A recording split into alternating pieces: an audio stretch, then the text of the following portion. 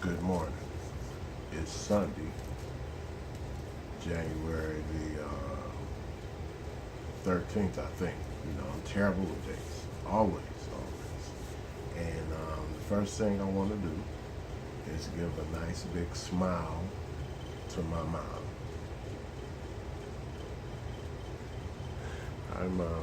But anyway, second thing I want to do is just admit the fact that it's been a long time since I've done this. And I kind of miss it, man. You know what I mean? Because there's a lot going on. You know what I mean? So I'm constantly absorbing, information and looking at um, the news and following what's going on. You know what I mean? So it's just like you're taking it in. So I miss having the opportunity to get it out. You know what I'm saying? So today, Citizens United, Hope for America is the number one. You know, you can look at it like something to do. I think everybody should have something to do outside of the things that you normally do or that you have to do. You know what I mean? So it's all about how you manage your time and what you choose to apply yourself with, with your time. So we I got a lot, to talk about. So let's get into it, right? From a local standpoint, Toledo did a wonderful job in terms of the midterm election. I think everybody in the country did a fantastic job in terms of coming out, voting, right? So that was very important. But that wasn't the end. That was not the end, man. Everybody, feel like they got that vote in, and it's like, okay, boom, no, man, this shit is crazy. This fight is like every single day. You know what I mean? Like, right now, our government, is in a shutdown, right? So that means, shit didn't hit the fan. You know what I mean? Like shit didn't really hit the fan. You know, Donald Trump and the GOP have really let the world down. They didn't only let us down here in this country. They let the world down. First and foremost, how do you not vet a candidate? When a candidate, raises his hand and says, look, I want to run for political office, at that point, it has to be a vetting process in order to find out who this person is, who they used to be, who they want to be, you know, because depending on what political office they're taking, there's a lot of very important responsibilities and things that this individual is going to have an opportunity to have an effect on. You know what I mean? So before you accept a candidate into your party, you know, in a normal world, you vet that candidate, right? That didn't happen with Donald Trump. Donald Trump did not give like in every form of employment that you go to in America, you have to take some form of physical, right? And then you may have to answer some questions, to just kind of determine your mental status. You may have to take a few quizzes. That's corporate America's way of vetting, people coming in the door, right? So they didn't do that with Donald Trump. When it came down to Donald Trump's physical, you know, the physical that he had to take as a person, a president, a medical physical, he paid a doctor to write a letter. He paid a doctor to write a letter. And they presented that letter as his physical. And the GOP accepted that. When it came to trying to determine Mr. Trump's credit or finances, which is something that we all have to go through. It's called a credit check, a background check, right? So when it came to checking his credit, his background in terms of his credit, they allowed Mr. Trump to say, no, I can't show you that because, I'm being audited. It's, I get back, like they didn't vet him, right? So to make a long story short, the GOP allowed a person to enter their political arena that they didn't know anything about. Is basically what they want us to believe, right? And they allowed this man to become their nominee. Okay, so moving along, let's get into some specifics. Because basically, what I'm saying is that the GOP was negligent in their duties. And by being negligent, they put the United States of America in the worst situation that we've been in over 50 years. By their negligence, they allowed someone to enter their ranks, rise through their ranks, and take over their party. Someone that has told something like 7,500 and something lies as of today, right? So this person has wreaked havoc, right? So then we learn through factual information that came out through the intelligence community, international intelligence community, as well as our own intelligence community, that the Russians absolutely, they like to phrase it as, the Russians influenced the election, or the Russians were meddling in the 2016 election. The reality is they weren't meddling. They weren't influencing the election. They waged a cyber war attack on our electoral systems.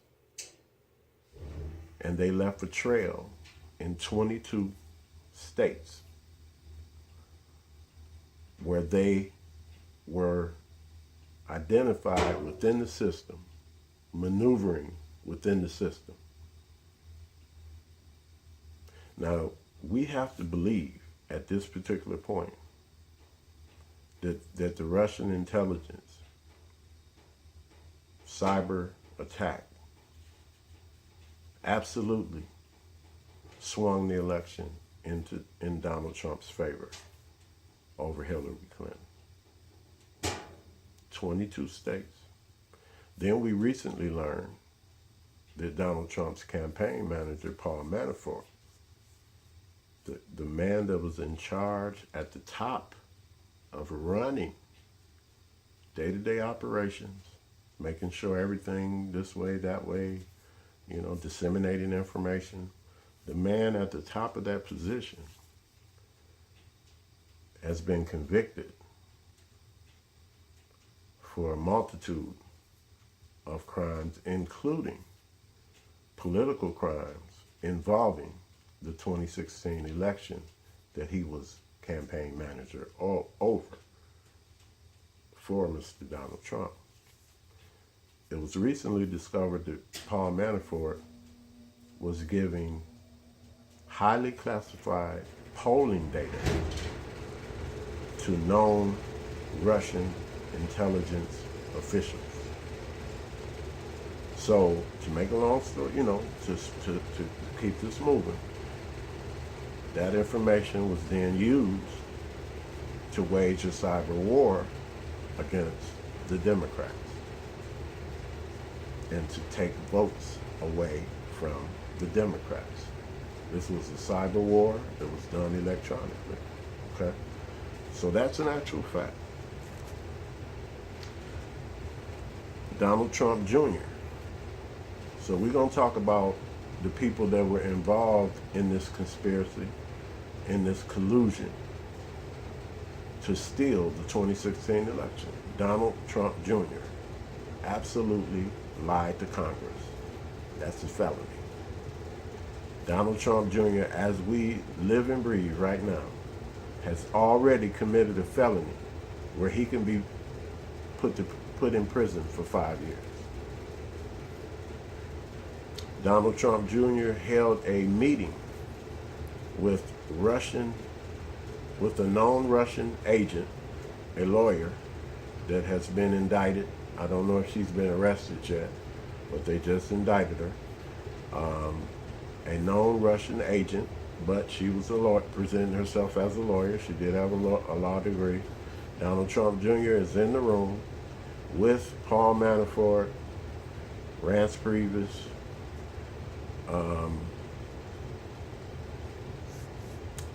a variety of Donald Trump's campaign officials. So, I mean, as we're moving along, it's the same thing.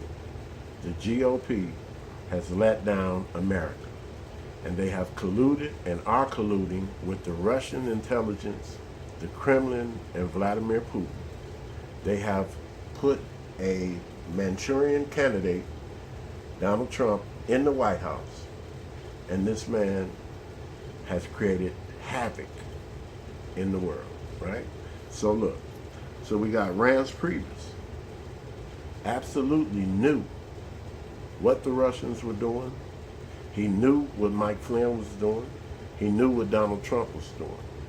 Reince Priebus was one of the ones in the very beginning that was approaching senators and our intelligence officials, asking them to make a public statement declaring that Donald Trump was not personally being investigated. Reince Priebus was one of the ones that was absolutely in the beginning colluding with Mike Flynn and Donald Trump in trying to obstruct the Comey FBI investigation at that time. So, Mr. Priebus, you're not going nowhere. Mitch McConnell. Mitch McConnell was part of the original briefing prior to the election.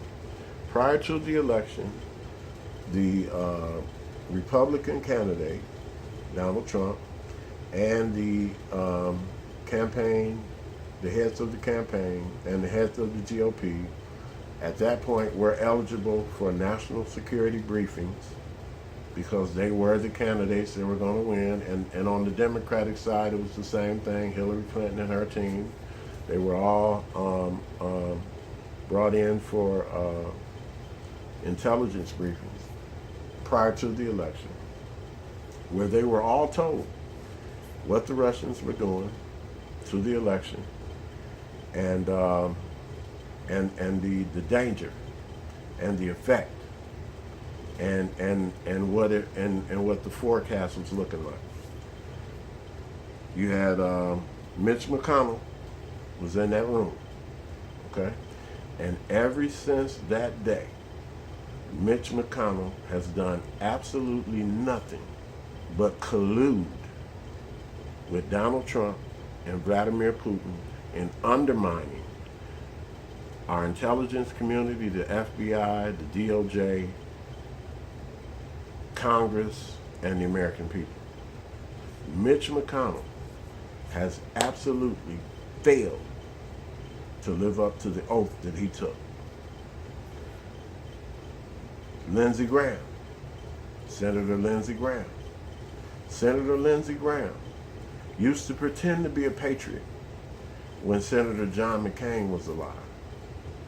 When Senator John McCain was alive, Senator Lindsey Graham used to pretend to be a patriot, used to pretend to defend the FBI and law enforcement and the Constitution and the rule of law. The minute that Senator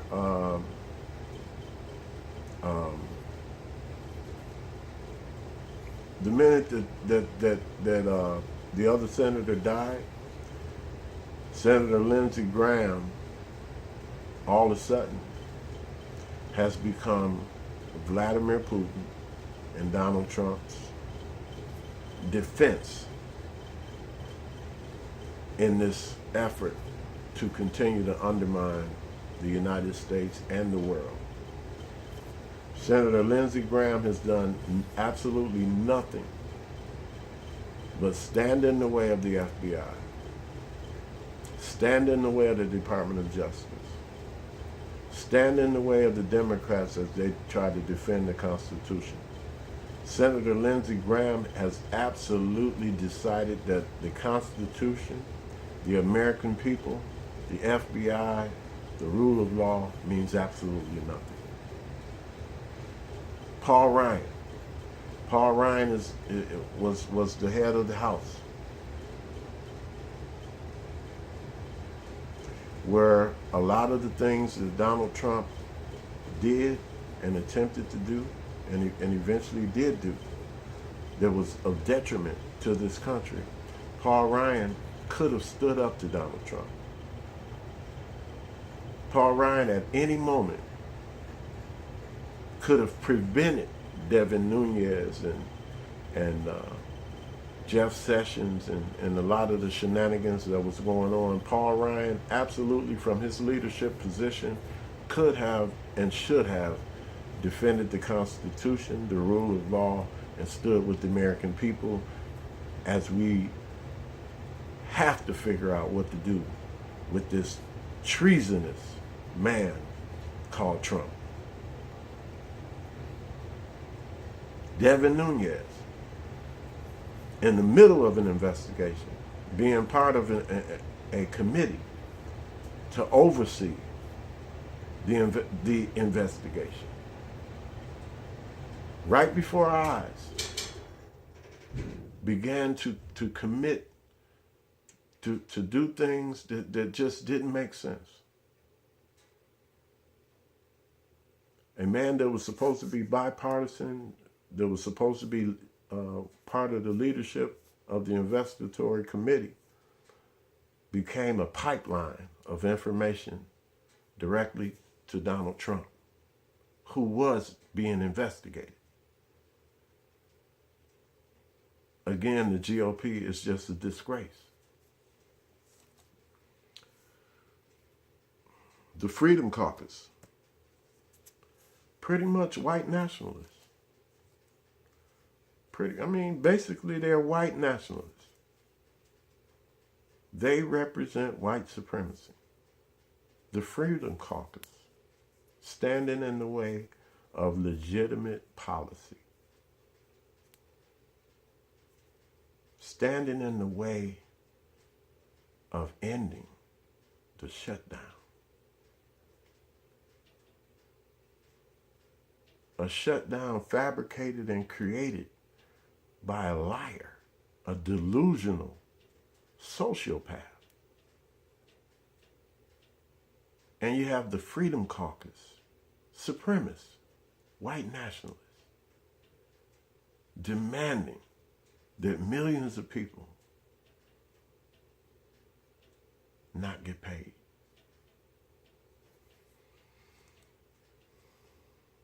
So that brings us to the main event.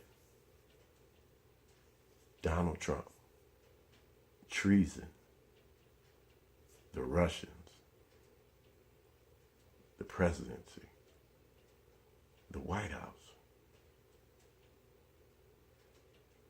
North Korean policy, Saudi Arabian policy, policy in Turkey, policy in China, actions against our neighbors in Canada, against our neighbors in Mexico, against our neighbors in Europe. The investigation that is underway. Crimes have absolutely been committed. They have tapes. They have witnesses. They have convictions. They have indictments. They have people are in jail. This is the biggest criminal and political investigation in United States history. The one that was prior to this that was held the reign of champion was the Watergate initiative with Richard Nixon. This one so far, in terms of indictments, convictions, and the broad range of criminal activity, this one is much bigger, right? So, Michael Cohen is Donald Trump's right-hand man for 15 years that we know of. Michael Cohen did all of the dirty work for Donald Trump. Michael Cohen knows where all of the bones are buried. Michael Cohen knows everything. Michael Cohen, his home, his office, and his hotel room was raided, where they took 25 electronic devices, tablets, etc. They've got millions of documents. They've got hundreds of hours of audio tape because Mr. Cohen liked to secretly record people because he didn't trust anybody.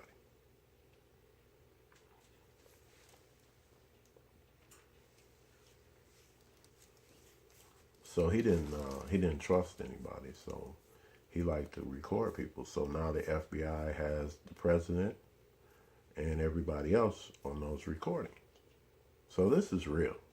This is beyond bad, right? We've been in a constitutional crisis for a very long time, you know. So unfortunately, I'm gonna have to cut this short because I'm feeling good and I really want to talk, you know what I mean? But, you know, America's in a shutdown. You know, people are didn't receive paychecks, and I know what it's like to live paycheck to paycheck. You know, a lot of us do, and these people didn't get paid. So that means there's no groceries. The utility bills are not getting paid. There's no gas for the car. Their world just came crashing down, you know, and I'm just like them. They are me, I am them. We are no different. You know, right now I've got to go to the laundromat. Or else I sit here and talk for another 23 minutes. Because I do have a lot to say. And I miss being on, you know, being able to talk, you know what I mean? Citizens United is a real thing that I choose to apply myself to.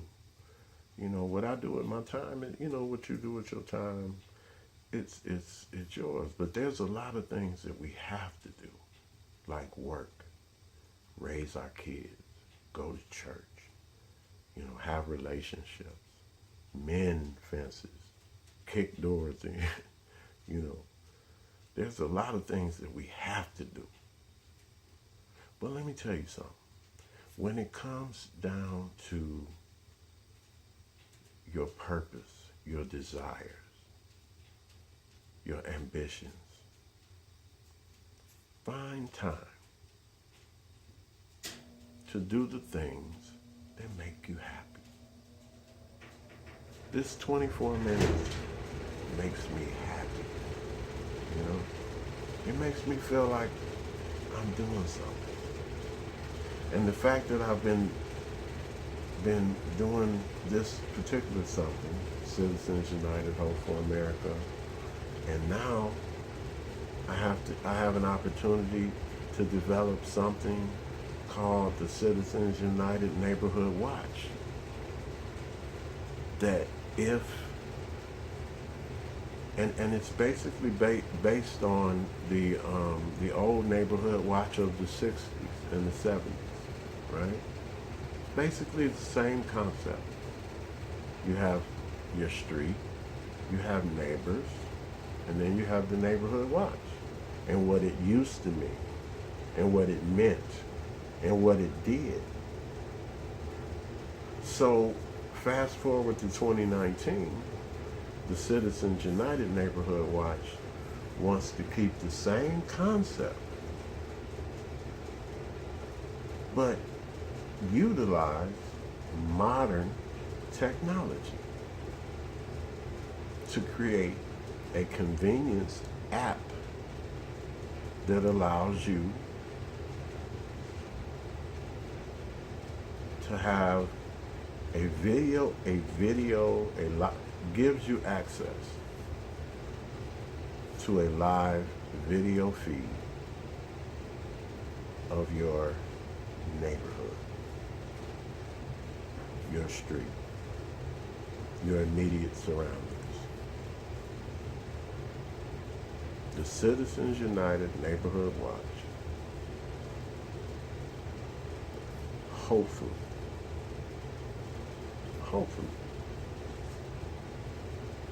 will have an opportunity to create this block and duplicate it and duplicate it and duplicate it. It's about convenience. It's about modern technology.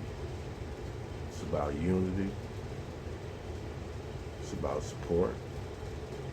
It's about feeling safe. It's about not feeling powerless. It's about being empowered.